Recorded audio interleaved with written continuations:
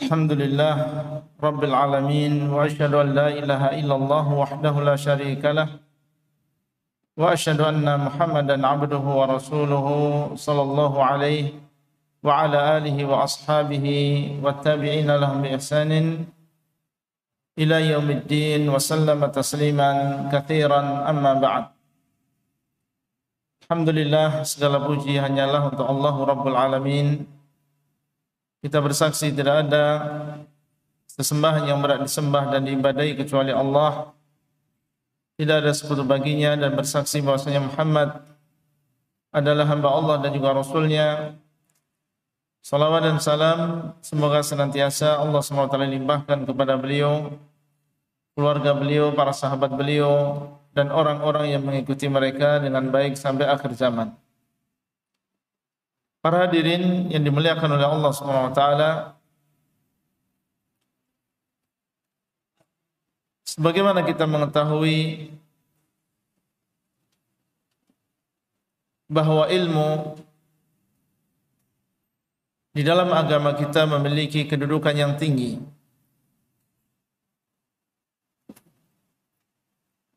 Orang yang menuntut ilmu, Allah sediakan bagi mereka pahala yang besar.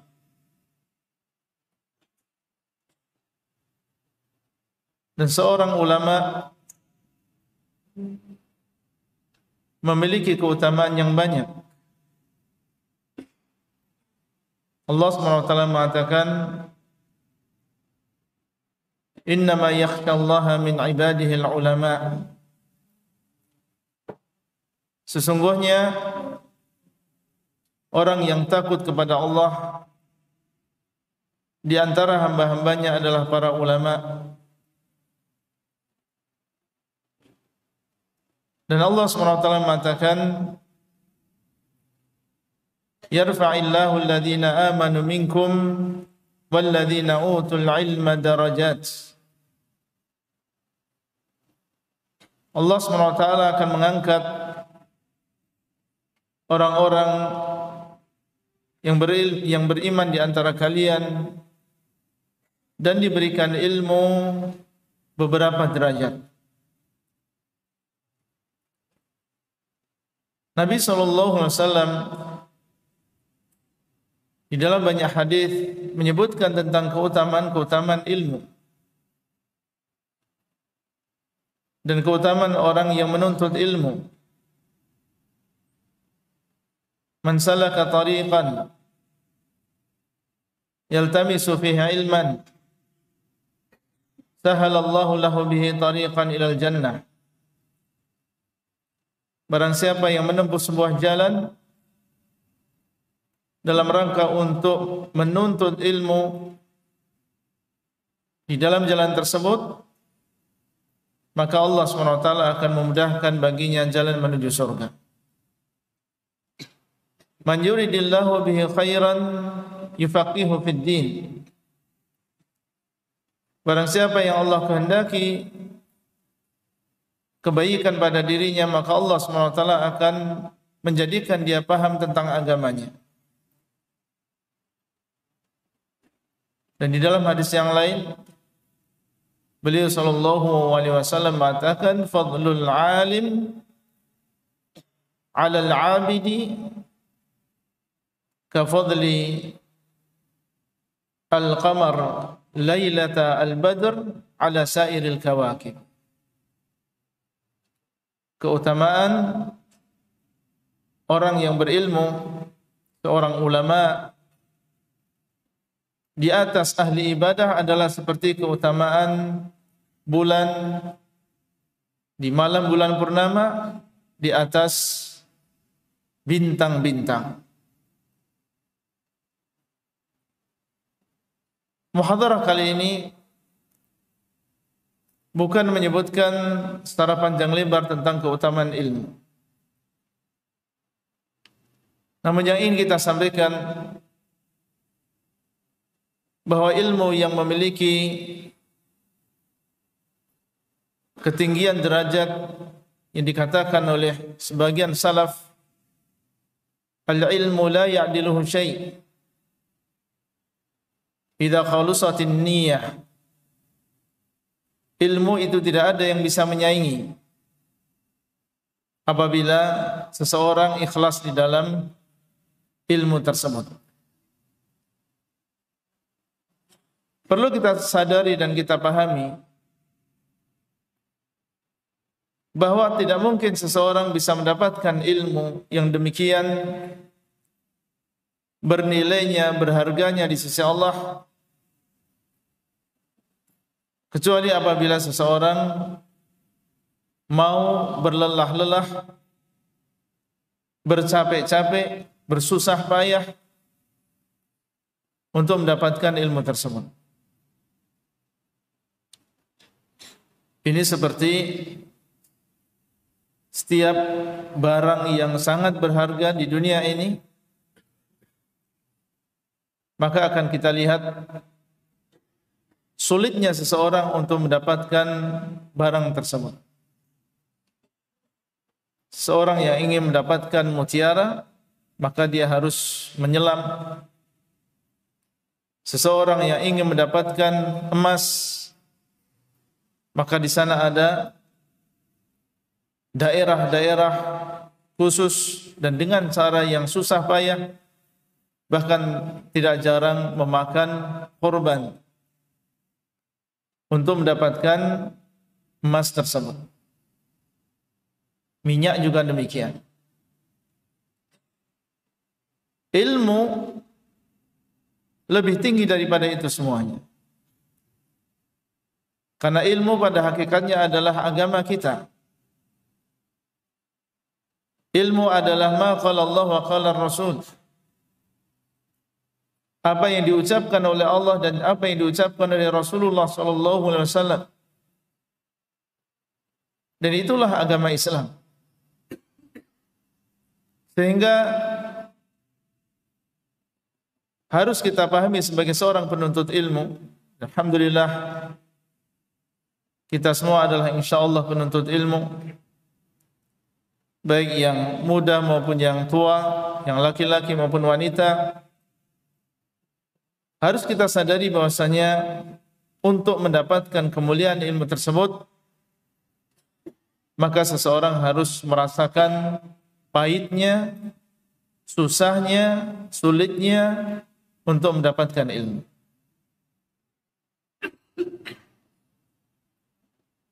Ilmu tidak akan kita dapatkan kecuali apabila kita kerahkan seluruh apa yang kita miliki untuk mendapatkan ilmu tersebut. Dan seandainya seseorang sudah mengerahkan seluruh apa yang dia miliki untuk mendapatkan ilmu tersebut, niscaya dia tidak akan mendapatkan dari ilmu kecuali sedikit di antara ilmu tersebut. Kembali kepada firman Allah Subhanahu wa taala, "Wa ma utitum minal ilmi illa qalila." Tidaklah kalian diberikan dari ilmu ini kecuali sangat sedikit. Jadi ilmu yang sangat sedikit yang diberikan oleh Allah Subhanahu wa taala kepada kita, tidak mungkin kita bisa mendapatkannya kecuali apabila kita bercapek-capek, bersusah payah, berletih-letih untuk mendapatkan ilmu tersebut. Jangan sampai seseorang bermimpi di siang bolong,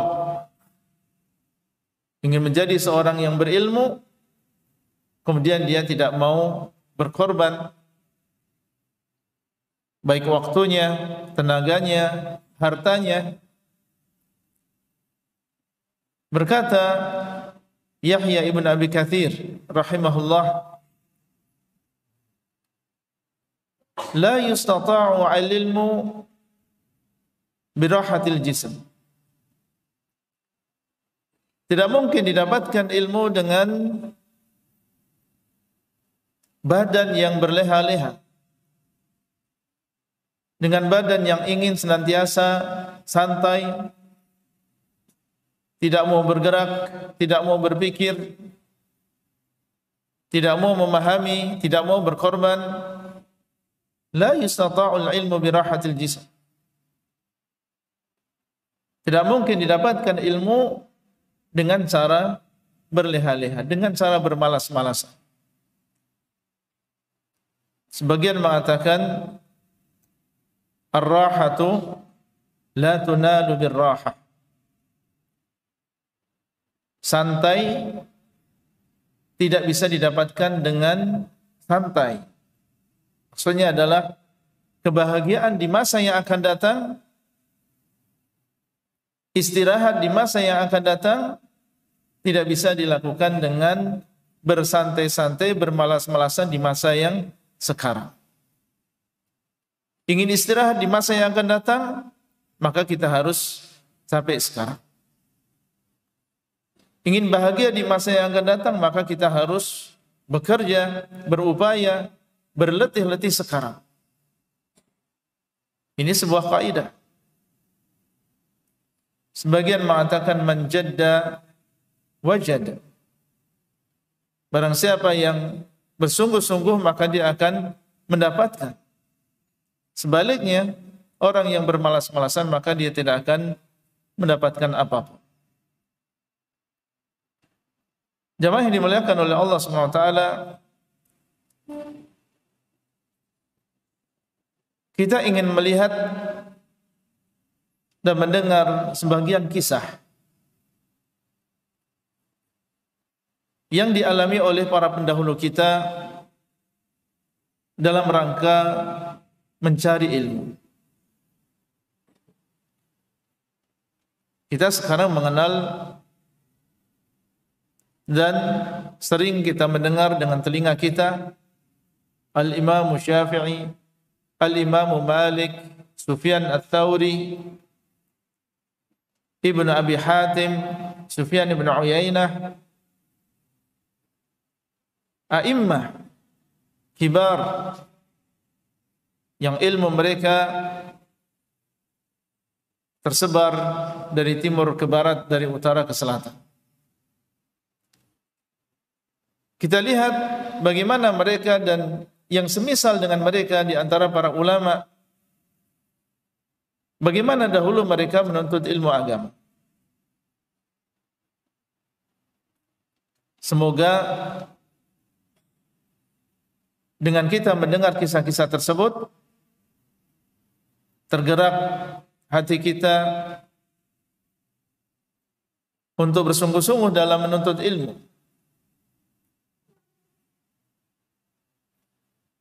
Dan supaya kita lebih menghormati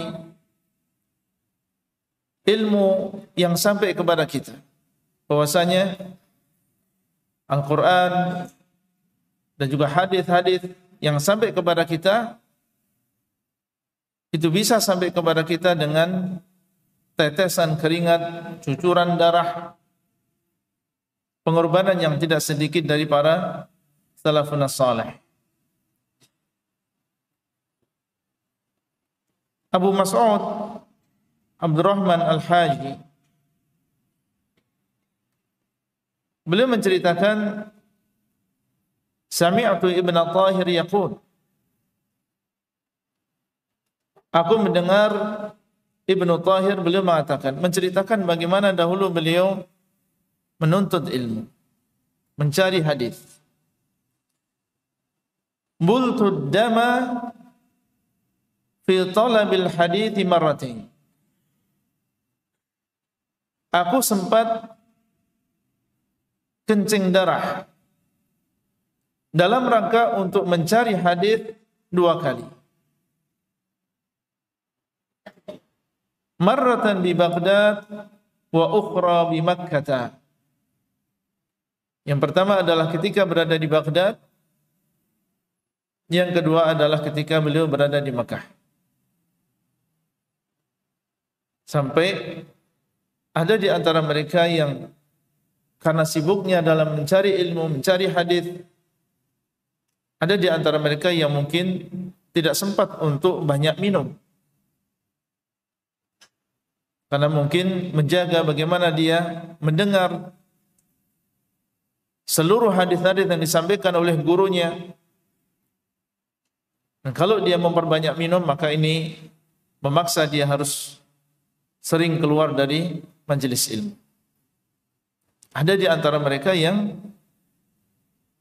karena sangat inginnya mendapatkan ilmu yang banyak dan sebanyak-banyaknya dari gurunya, bagaimana supaya dia tidak banyak keluar dari majelis ilmu karena buang hajat.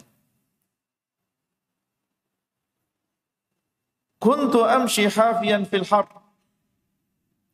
Dahulu aku ketika menuntut ilmu terkadang berjalan tanpa memakai alas kaki dalam keadaan panas. Terkadang seorang penuntut ilmu karena mengejar mungkin gurunya dan ingin bertanya kepada beliau atau ingin segera mendengar hadis sehingga tidak sempat untuk mencari sandalnya. Berjalan dalam keadaan yang panas hanya karena ingin mendengar hadis-hadis Rasulullah SAW atau bertanya tentang sesuatu kepada gurunya. Falahiqani dzalik wa ma raqibtu dabbatan qattu fi talabil hadis. Maka yang demikian mengenaiku dan aku tidak pernah menaiki kuda tunggangan atau hewan tunggangan misalnya onta ketika dalam rangka mencari hadis-hadis Rasulullah SAW. Artinya beliau melakukan perjalanan yang panjang dengan cara berjalan kaki, tidak naik onta, tidak naik kuda. Karena tidak semua mereka berasal dari orang-orang yang kaya, tapi punya semangat, punya keinginan untuk menjadi orang yang berilmu, yang memiliki kedudukan yang mulia di sisi Allah. Kemiskinan dia tidak menghalangi dia untuk menuntut ilmu. Yang penting dia bisa berjalan menuju ke daerah di mana di situ dia bisa menimba ilmu agama dari para ulama yang ada di daerah tersebut. Beliau juga menceritakan wa kuntu ahmilu kutubi ala dhahri. Dan aku dahulu memikul buku-bukuku di atas punggungku. Karena kalau yang kaya dia bisa menyewa, dia bisa membeli kuda tunggangan atau onta, maka dia bisa menaruh buku-bukunya di onta tersebut. Tapi orang yang tidak punya, maka mereka membawa buku-buku tersebut, memikulnya di atas punggung mereka dari satu kota ke kota yang lain. Mereka menganggap ini adalah sesuatu yang sangat berharga, lebih berharga daripada dunia yang dimiliki oleh manusia. Isinya adalah hadis-hadis Nabi SAW bersanad sampai kepada Rasulullah SAW. Wa ma sa'altu fi hali talabi ahadan kuntu a'ishu ala ma ya'ti. Beliau menceritakan kepada orang-orang yang datang setelahnya bahwasanya aku dahulu ketika dalam keadaan talab, dalam keadaan menuntut ilmu, mencari hadis, tidak pernah aku meminta-minta kepada seorang. Dalam keadaan seperti itu, tidak pernah beliau mengemis, meminta-minta kepada orang lain. Bagaimana beliau hidup? Kuntu a'ishu ala ma ya'ti. Aku hidup sesuai dengan apa yang datang kepadaku. Kalau bisa hari ini makan 2 kali, ya makan 2 kali. Kalau tidak bisa, ya sekali. Kalau tidak bisa, ya berpuasa. Tidak membebani dirinya di luar kemampuannya. Ini sebagian dari apa yang beliau alami dahulu ketika menuntut ilmu agama. Abdurrahman ibn Abi Hatim, beliau mengatakan kunna bi Misra 7 ashhurin lam na'kul fiha maraqatan. Kami dahulu pernah di Mesir selama 7 bulan tidak pernah kami meminum marakah atau memakan marakah, yaitu kuah lengkap dengan lauknya selama 7 bulan. Kenapa demikian? Kullu naharina muqassamun li majalis syuyukh. Karena ketika kami di Mesir berusaha untuk memanfaatkan waktu yang hanya sebentar di Mesir mencari ilmu dari para masyayikh.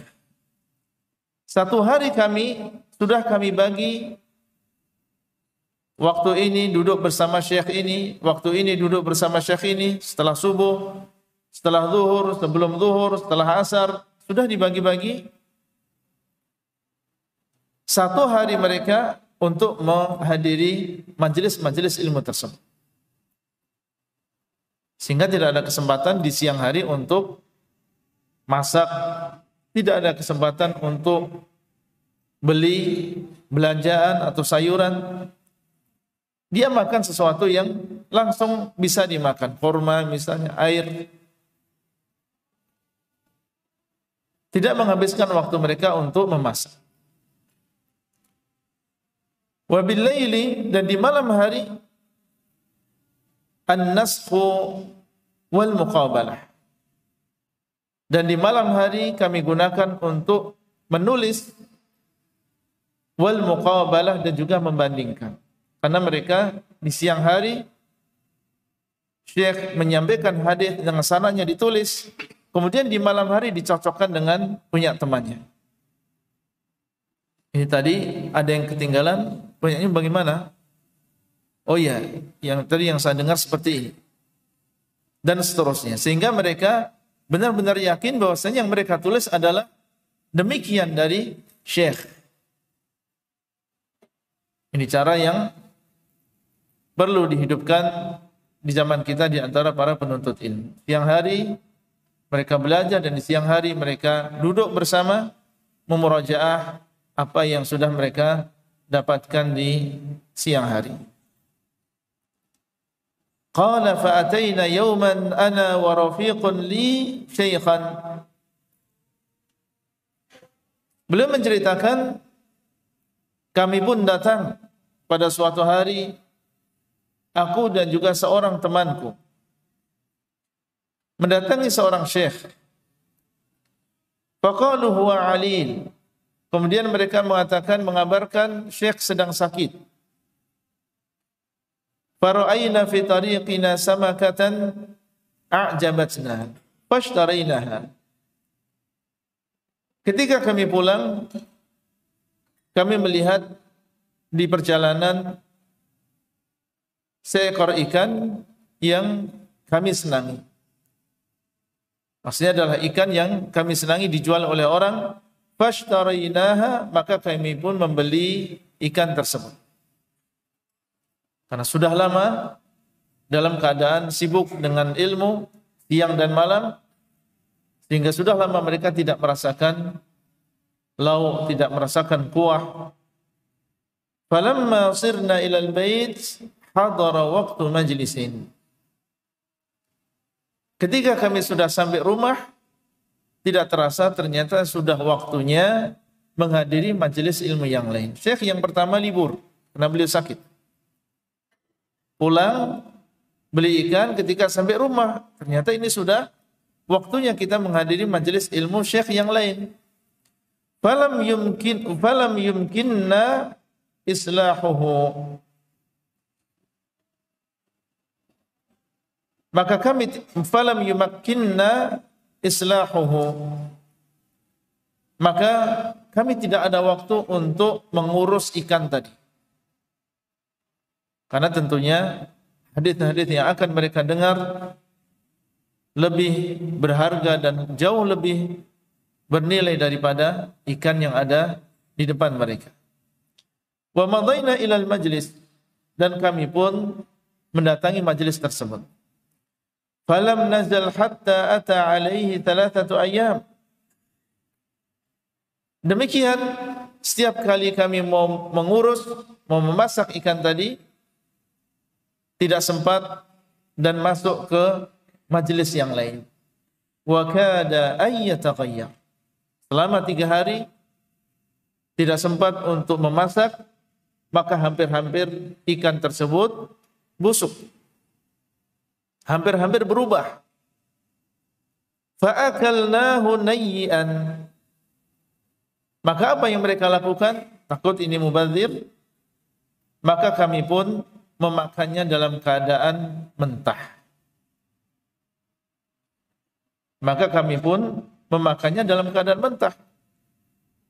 Langsung dimakan, tidak menghabiskan waktu untuk memotong, memasak dan seterusnya. Lam yakun lana faraghun an nu'tiyahu man yashfih. Tidak ada kesempatan bagi kami berdua, saya dan juga teman-teman kami, untuk memberikan ikan tersebut kepada orang yang membakarnya. Jadi untuk mencari orang yang memasakkan, yang membakarnya, mereka tidak ada kesempatan untuk melakukan itu semuanya. Tsumma qala, kemudian beliau menceritakan, la yustata'ul ilmu birahatil jasadi. Ilmu itu tidak didapatkan dengan cara bersantai-santai. Ini disebutkan oleh Al-Dhahabi rahimahullah di dalam Tadhkiratul Huffaz. Insyaallah kita lanjutkan setelah azan.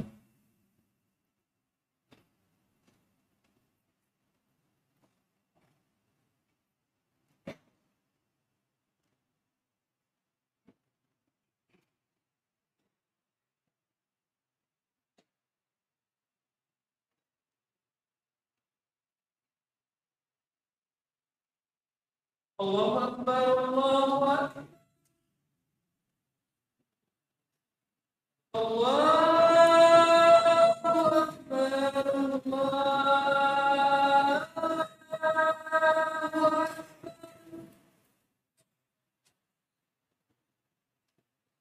Asyhadu an la ilaha illallah.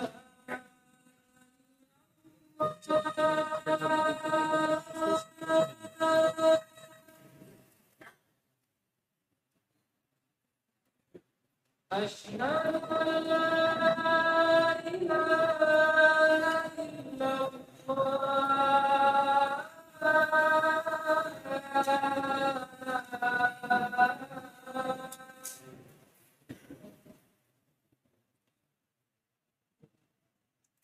Asyhadu anna Muhammadan Rasulullah.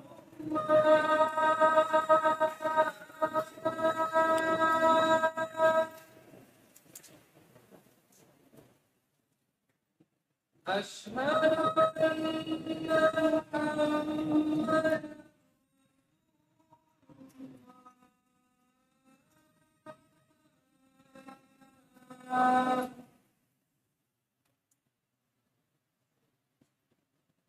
hayya 'alas shalah.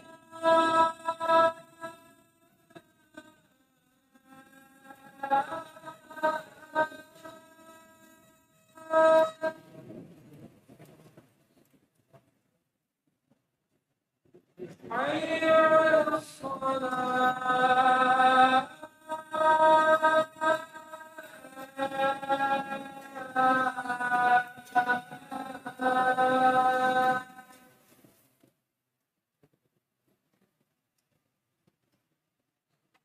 Hayya 'alal falah.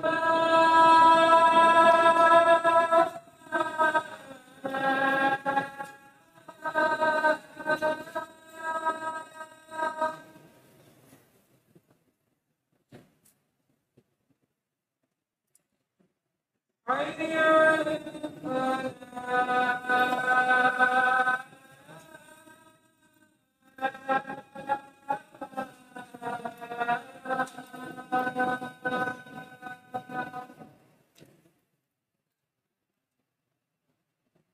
Allahu Akbar, Allahu Akbar.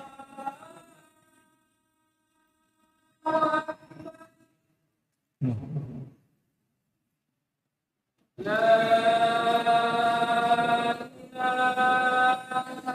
illallah.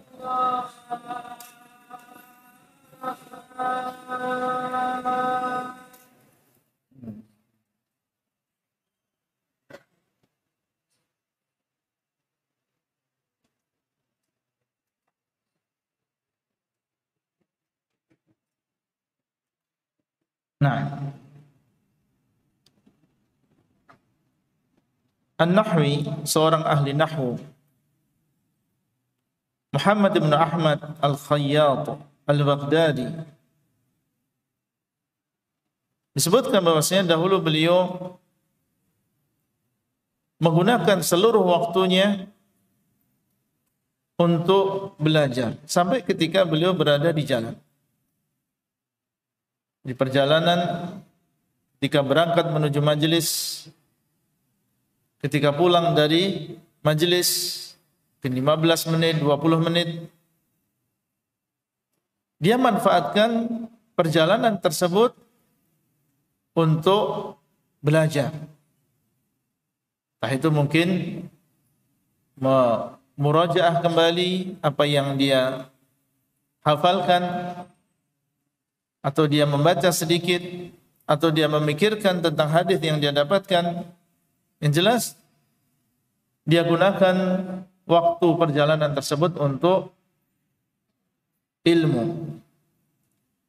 Ibnu Aqil rahimahullah, beliau mengatakan, ana aqsuru bi ghayati juhdi awqat akli. Aku berusaha untuk memendekkan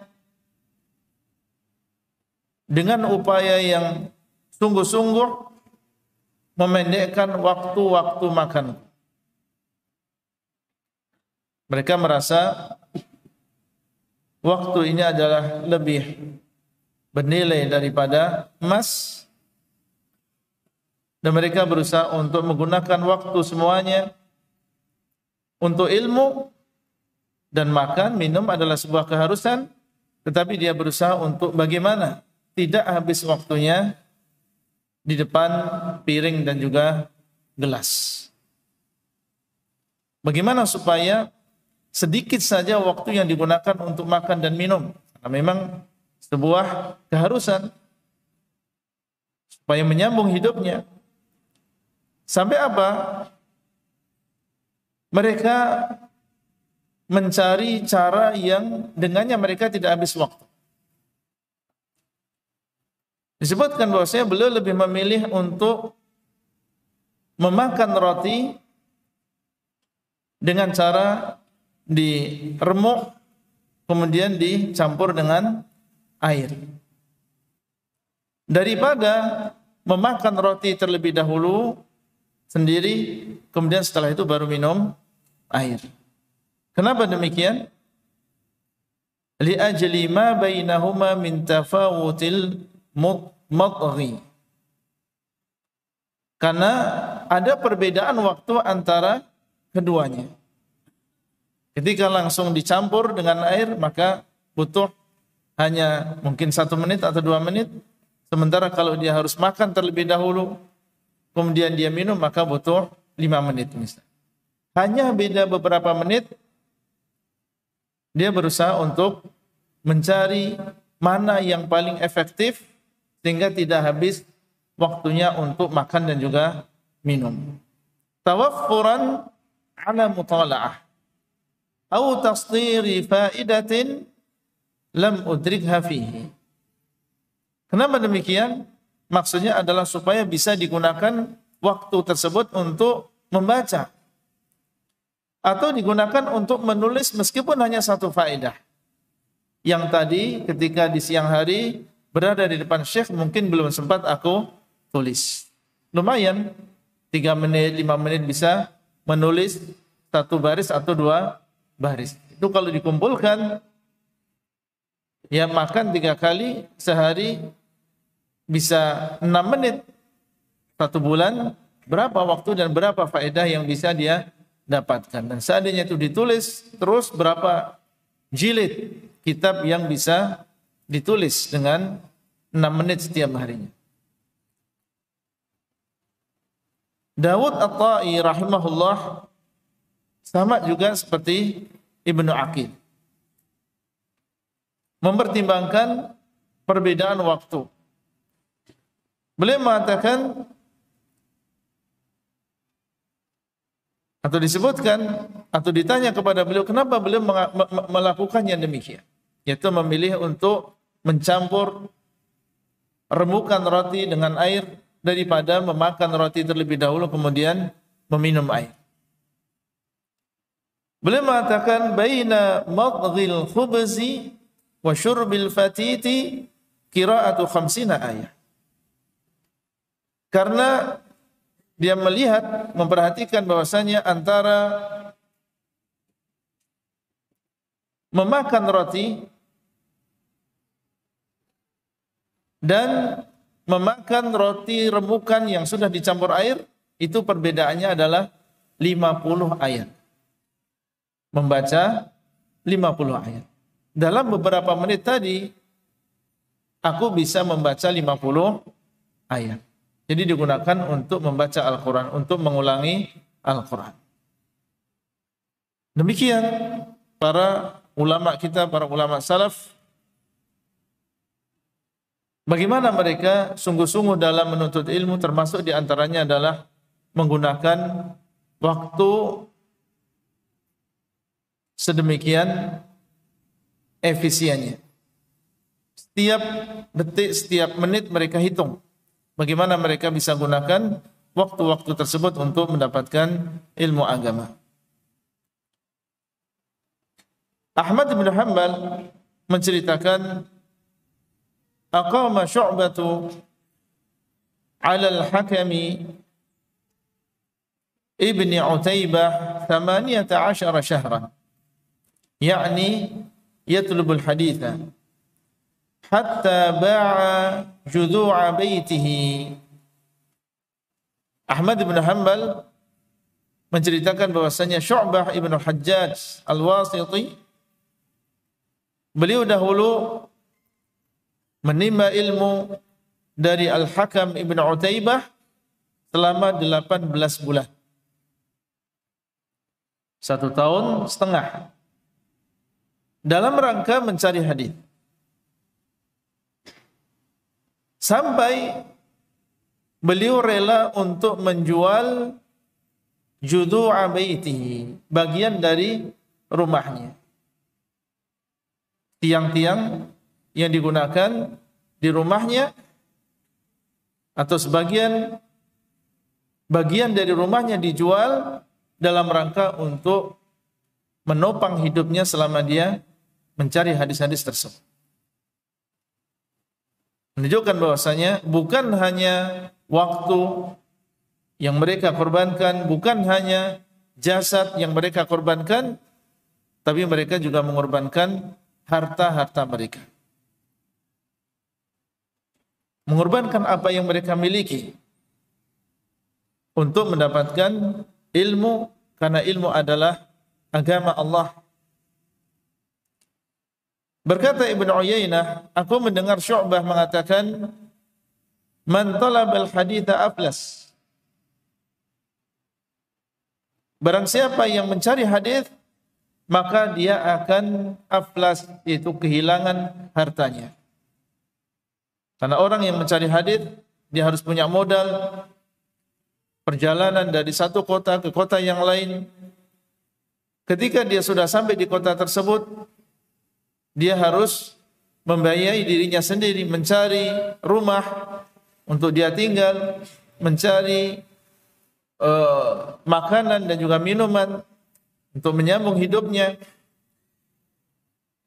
Dan mereka tidak ada waktu untuk bekerja. Sehingga mereka pun menjual apa yang mereka miliki supaya benar-benar fokus menuntut ilmu, mencari hadis dari ulama-ulama yang ada di negeri tersebut. Beliau menceritakan bi'tu tasta ummi bisab'ati dananir. Aku sempat menjual sebuah panci atau semacam bejana milik ummiku, milik ibuku dengan 7 dinar. Ini menunjukkan bahwasanya kemungkinan besarnya adalah terbuat dari emas atau sesuatu yang berharga. Dengan 7 dinar, 1 dinar ini kurang lebih 4 gram atau 4 juta. Jadi kalau 7 dinar berarti sekitar 28 juta kalau di zaman sekarang. Dijual dalam rangka untuk melanjutkan menuntut ilmu dan juga mencari hadis-hadis Nabi sallallahu alaihi wasallam.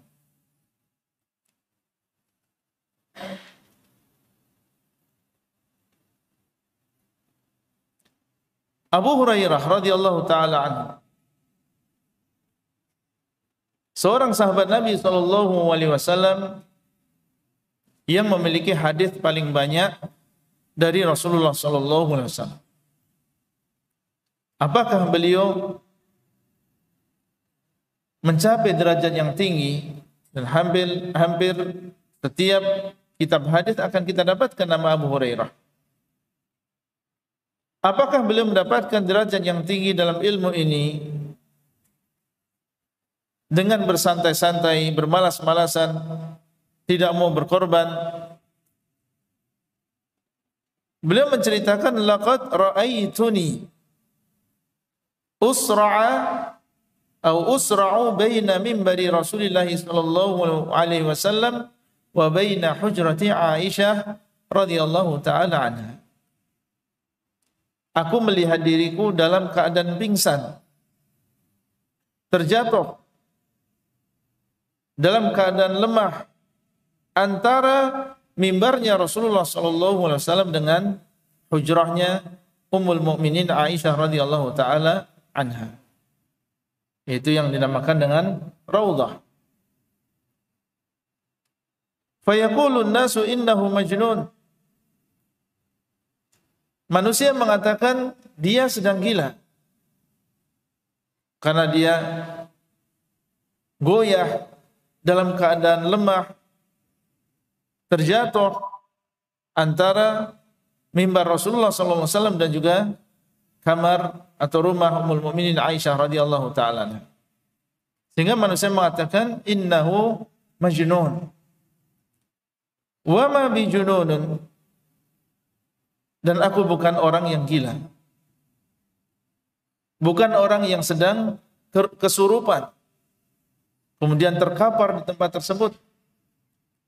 Ma bi illal ju'. Tidaklah yang menimpaku saat itu kecuali lapar.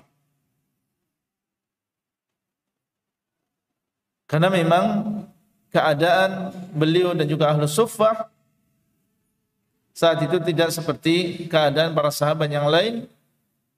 Dalam keadaan mereka penuh dengan kekurangan, dan terkadang para sahabat juga demikian. Rasulullah SAW terkadang beliau sesuai dengan apa yang beliau miliki mengirimkan makanan kepada ahlu suffah kalau memang beliau sedang memilikinya. Kadang beberapa hari mereka tidak makan, sehingga seperti yang diceritakan oleh Abu Hurairah radhiyallahu taala anhu di sini, terkadang sangat lemahnya beberapa hari tidak makan sehingga tidak memiliki kekuatan dan terjatuh, terkapar, atau bahkan bisa pingsan dengan sebab kelaparan tersebut. Al-Imam Al-Bukhari rahimahullah, yang kitabnya adalah kitab yang paling sahih setelah Al-Quranul Karim.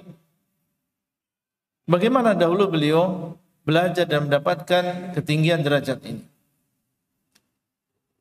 Disebutkan oleh Al-Imam Ibn Katsir rahimahullah di dalam kitab beliau Al-Bidayah wa Nihayah.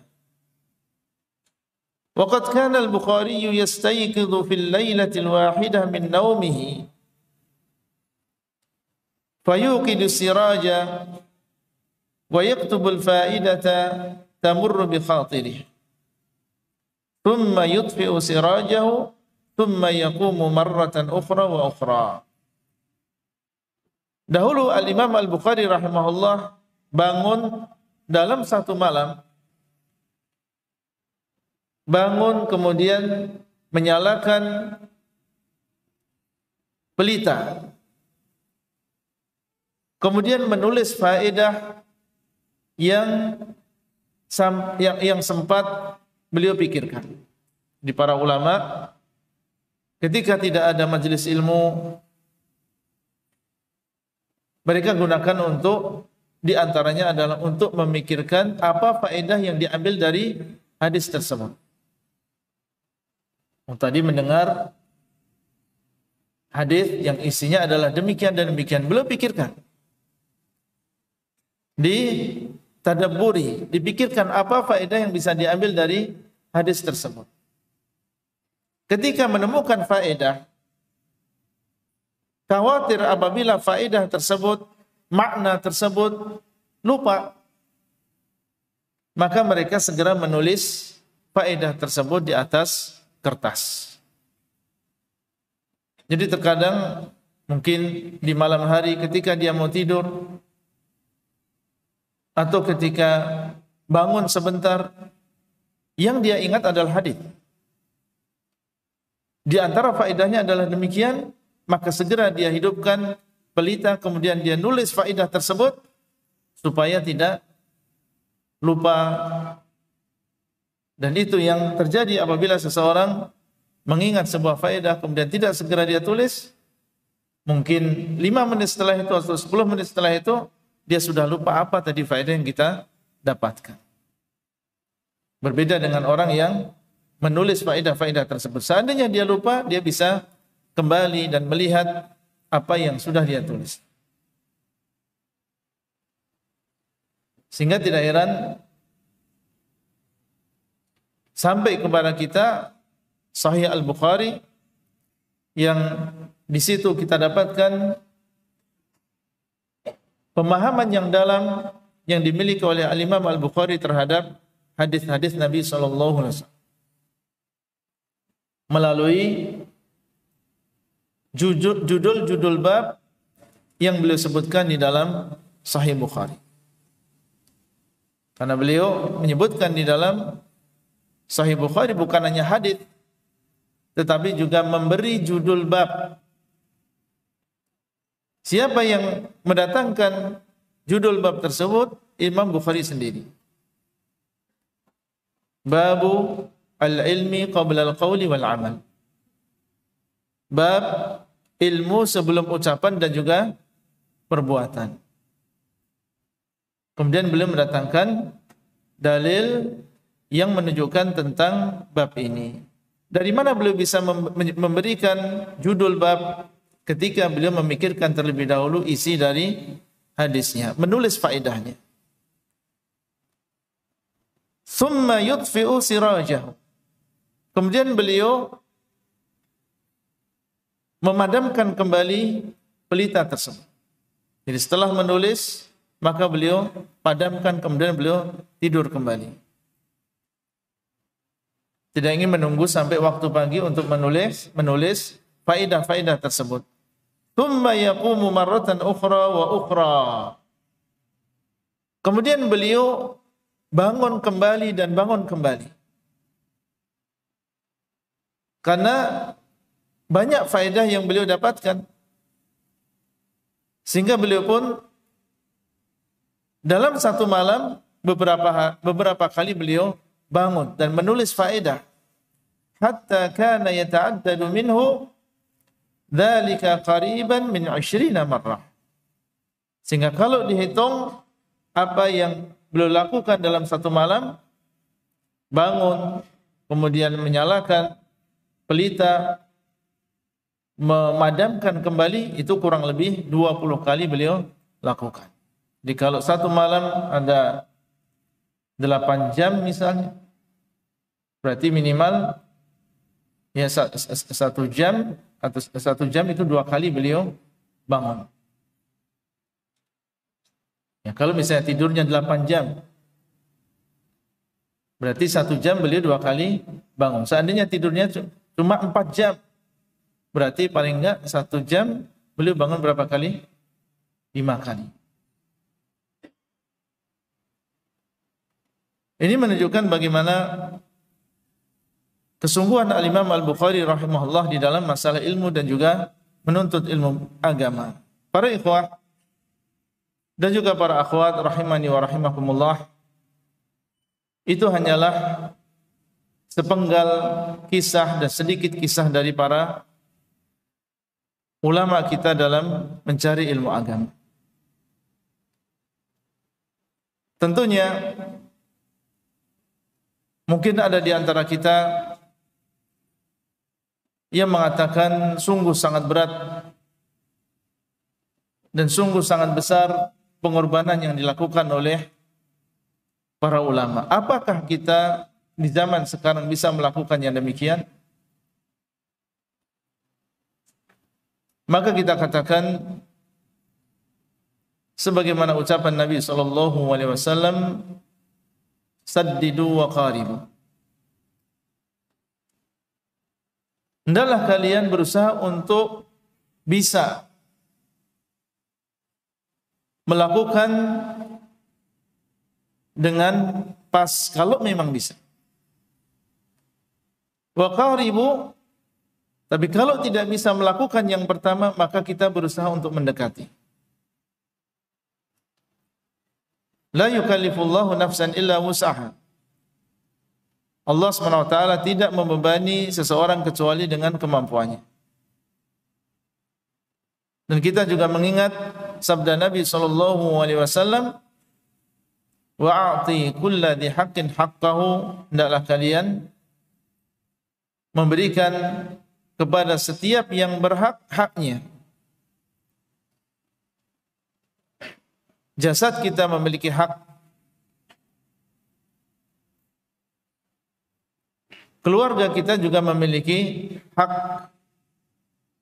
Maka hendaklah seseorang memperhatikan prinsip-prinsip ini dan tentunya berusaha semaksimal mungkin dan sidq ma'allah, jujur kepada Allah SWT untuk mengerahkan apa yang dia punya berupa tenaga, waktu, harta dalam rangka untuk mendapatkan ilmu tersebut. Dan Allah SWT dialah yang mengetahui siapa di antara kita yang sungguh-sungguh dalam menuntut ilmu dan siapakah di antara kita yang berhak untuk mendapatkan ilmu tersebut. Tentunya selain kesungguhan dan juga ijtihad, keikhlasan di dalam menuntut ilmu, ini juga perkara yang sangat penting dan mempengaruhi seseorang untuk mendapatkan ilmu yang mulia tersebut. Barakallahu fikum. Mungkin itu yang bisa kita sampaikan pada kesempatan kali ini. Semoga apa yang kita sampaikan ini bermanfaat, dan jazakumullahu khairan atas perhatian antum semuanya, dan sampai bertemu lagi insyaallah besok. Barakallahu fikum. Wassallallahu ala nabiyyina Muhammadin wa ala alihi wa sahbihi ajma'in. Wassalamualaikum warahmatullahi wabarakatuh.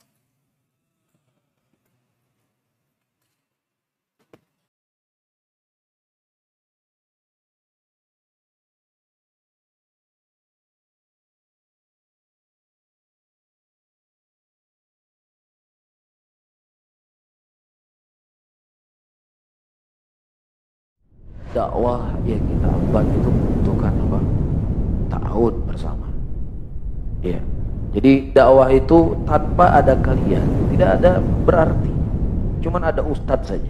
Ada yang menyediakan mic, ada yang menyediakan apapun, nggak ada. Akan berjalan dengan baik. Tetapi ketika masing-masing berjalan dengan apa yang dia mau, maka insya Allah kita semua mendapatkan andil di hadapan Allah Subhanahu wa Ta'ala. Jelas ya? Jadi yang berdakwah, antum saya nggak menyampaikan ilmu di majelis seperti ustadz-ustadz yang menyampaikan. Tapi ketika antum berta'awun, bekerja sama, ya, walaupun pekerjaannya cuma hal-hal yang mudah, insya Allah apa? Mendapatkan keutamaan yang sama. Alhamdulillah kita di Aceh sudah punya media-media dalam berdakwah. Ya, dan alhamdulillah banyak sekali manfaat yang didapatkan oleh muslimin dari media-media tersebut. Butuh ta'awun dari kita bersama. Agar bagaimana media-media yang sudah ada ini semakin baik dan semakin bisa dirasakan manfaatnya oleh saudara-saudara kita muslimin. Jadi siapa yang ikut membantu dan lain sebagainya, dari media-media tersebut, insya Allah dia akan mendapatkan kebaikan yang sama seperti para pendakwah. InsyaAllah ta'ala ini akan menjadi pahala jariah untuk kita apabila setiap kajian yang di-live-kan melalui media Sunnah Aceh ini didengar oleh manusia dan menjadi sebab orang lain mendapatkan hidayah karenanya, maka pahala jariah tersebut akan tetap mengalir kepada siapa saja yang telah menjadi sebab tersebarnya ilmu agama melalui media ini, walaupun di antara kita telah meninggal dunia.